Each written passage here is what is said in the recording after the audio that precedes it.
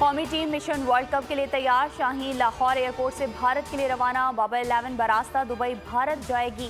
9 घंटे दुबई में क़याम करेगी। रात 8 बजे हैदराबाद दक्कन पहुंचेगी।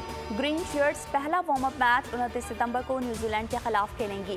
क्रिकेट वर्ल्ड कप का आगाज 5 अक्टूबर से होगा। पाकिस्तान 6 अक्टूबर को इवेंट के पहले मैच में नीदरलैंड से मद्दे मुकाबिल होगा।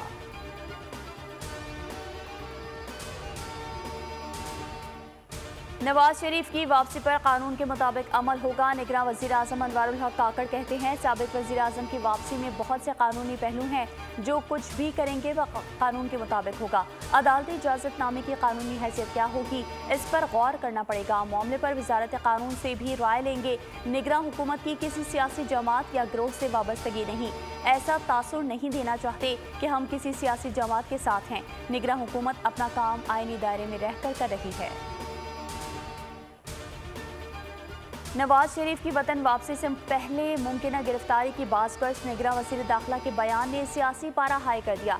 राना सनाउल्लाह ने बयान को हद से तजावुज़ करार दे दिया। कहा, सरफराज बुख्ती बयान देने से पहले शेख रशीद का अंजाम देख लें।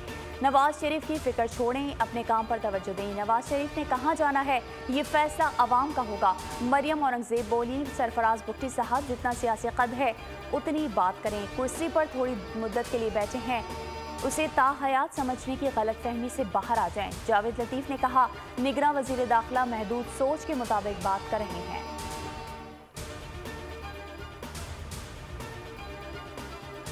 बयान को सयाक़ो सबाक़ से हटकर सियासी रंग दिया गया। वज़ीर दाखिला सरफराज बुख्ती का वज़ाहती बयान।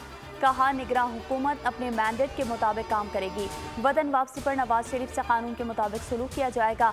चहमगोइयों और मफरूज़ों से बाहर निकलकर मामलात को हकीकत के आईने से देखना होगा। खुशाइंद है कि नवाज शरीफ पाकिस्तान की सियासत में वापस आना चाहते हैं।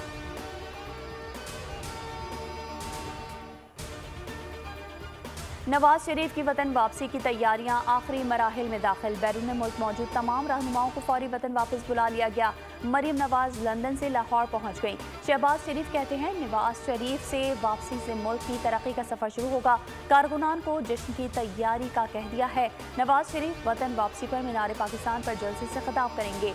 मुकामी क़यादत को 10 लाख अफराद लाने का टास्क दे दिया गया। पार्टी क़यादत ने लाहौर हाई कोर्ट से हिफाजती जमानत और इस्लामाबाद हाई कोर्ट में रिव्यू अपील का फैसला कर लिया।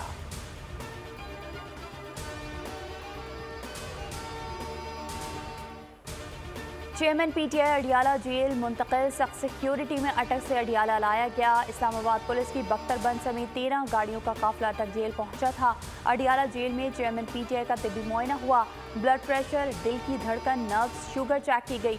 जेल हुकाम के मुताबिक चेयरमैन पीटीआई को अडियाला जेल में B क्लास की सहूलतें फराहम कर दी गई हैं।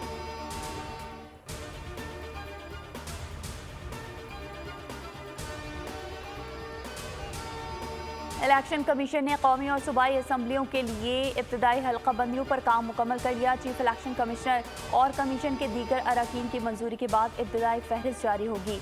एतराज़ात 28 अक्टूबर से 26 नवंबर तक निपटाए जाएंगे। हल्का बंदियों पर तजावीज़ एतराज़ात 27 सितंबर से 28 अक्टूबर दायर हो सकेंगी। इलेक्शन कमीशन हल्का बंदियों की हतमी फहरिस्त 30 नवंबर को जारी करेगा।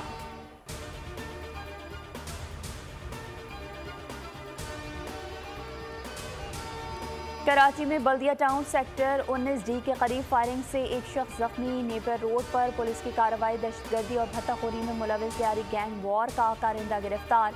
मुलजिम से असलहा बरामद। कयूमाबाद में भी मुबैना पुलिस मुकाबला। जकील जख्मी हालत में धर लिया गया।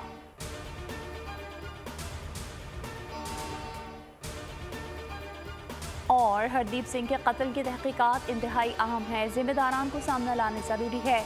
कनाडा में हरदीप सिंह के कत्ल पर अमरीका का रद्द-ए-अमल। तर्जुमान महकमा खारजा मैथ्यू मिलर का भारत पर तहकीकात में ताउन पर जोर। कहा, कैनेडियन वज़ीर-ए-आज़म के भारत से मुतालिक इल्ज़ामात पर शदीद तशवीश है।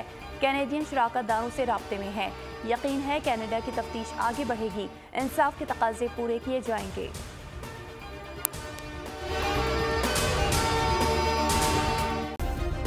सब्सक्राइब करें और बेल दबाएं ताकि कोई खबर रह न जाए।